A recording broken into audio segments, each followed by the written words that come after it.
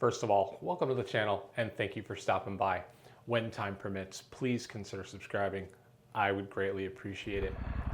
Now, the thing that surprised me the most about the Carpuride W502 that I have is that I could use my gloves, because I have two pairs of gloves that I like to wear, and neither one has ever been particularly good at touchscreen.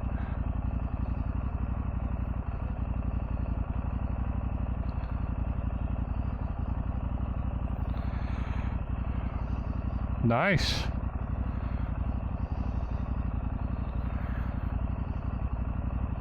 All right, so far 100%. And if your gloves aren't particularly good at touchscreen, we do have some options over here.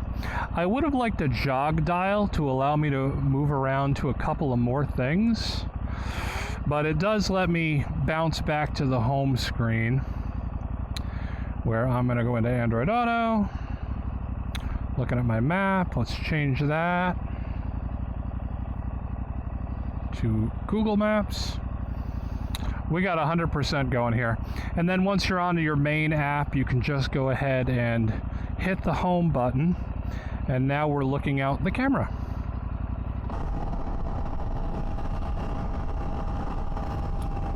Bring up my map, start my music, stop my music. Go back to my camera, go back here. Awesome. And there are two reasons I wanted this unit to test. Number one was I really wanted to see these cameras. So many guys have had accidents in the past 12 to 18 months. I'm thinking about it a lot more than I used to.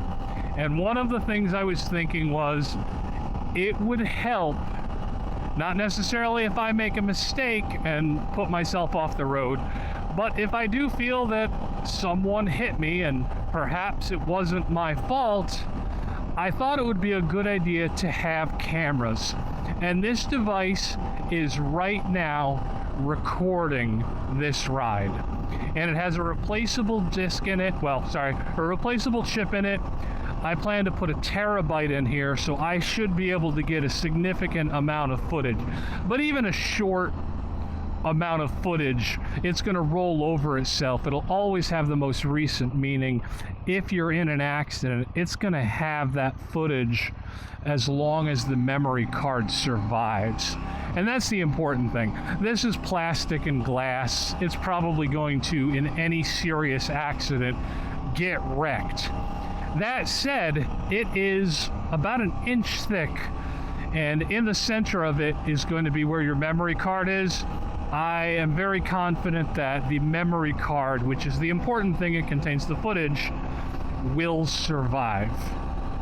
Now, perhaps I'm just thinking a little too deeply here, but my thought is it never hurts to have footage of what occurred. I can't tell you how many times I've been on my bike recording something, and within 5 minutes of turning the camera off, somebody cuts me off to the point where I'm off the road down into a ditch going, son of a, I wish I really had that on camera. Now I've got some rolling footage that's going to let me know if, unfortunately, an accident occurs. You know, honestly, more than likely it's going to show me that I did something terribly wrong between the front and the rear footage, but also may show me if someone really tried to accidentally take me out. And the next reason I wanted this was, I had read that this had a significantly better quality screen than the W502 that I have. And I'm going to say right now, I have zero issues with the Carpuride W502. That thing works well, and I can see it in remarkably bright light.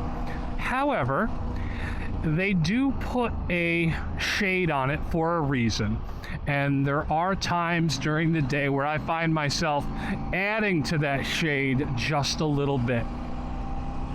And to go along with that is the W502 requires me to leave Angroid Auto, go back, click way up on the top right and make adjustments to brightness. This detects the brightness and this detects the ambient light and adjusts its brightness. What that means is I am out at 2 o'clock in the afternoon, the sun is pretty darn high, and I came from the shade. When I was in the shade, I could see it clearly. And when I pulled out into the road, probably not on the camera because I was looking up here, it was impossible to see, and within 10 seconds, it had brightened itself up to the point where, oh yeah, there's everything again. So that is a really awesome feature that my other Carpuride doesn't have. And again, I was very, very much looking forward to the screen on here. I don't have the best eyesight in the world. I mean, I can tell that this is a higher resolution than the 500, but honestly, I don't have the eyesight to tell how much better. But I can tell you that this does not need a shade. It doesn't have one. I can see this screen. It is bright. I am having no trouble at all on this bright sunny day. Look at that. This is as clear as my Garmin is. And I think Garmin, for all its faults, has an industry-leading screen for reading it. It's just great. And a secondary benefit of the new screen is it does appear to be better at fonts. Like, this is actually shorter than the 502, but all of this looks bigger. I have no trouble reading it at all. I know several guys have been reviewing different Android Auto devices, and part of the problem is Android Auto is really designed for your car. They're really thinking that, I don't know, you got better visibility or something, I don't know. But when you look at this stuff on these smaller screens that we have for the motorcycles, the text is tiny. It is absolutely tiny. And despite this being just slightly wider than the 502, I think something is being done in the software because I can see things a little bit better than I can on my 502. I could manually do the brightness, and here, right there, this giant button to allow me to adjust the brightness if I did have the feeling to override it, instead of this little bitty bar that I swear to goodness I felt like I was going to go off the road if I had to adjust the brightness, which honestly I rarely ever did. I just put the 502 on the brightest that it is, and I don't really ride at night, so I didn't have to worry about it blowing out my eyesight. But I do like that should I want to switch off of auto, it's not really that bad to do. Now, I am just now looking at this and realizing I want my map on the left and I want my camera on the right. Hey, look at a car. Awesome. I imagine that's probably possible. I've just got to figure out how, or I could be mistaken. It's entirely possible that the camera does not work inside of Android Auto and only works here. We will have to see. But I love this. This is awesome. I can see what is behind me. I'm not guessing distance in my mirror. I'm just glancing down. I'm not moving my head. I just glance my eyes down and I can see how close that car is to me. I kind of like that. I really do.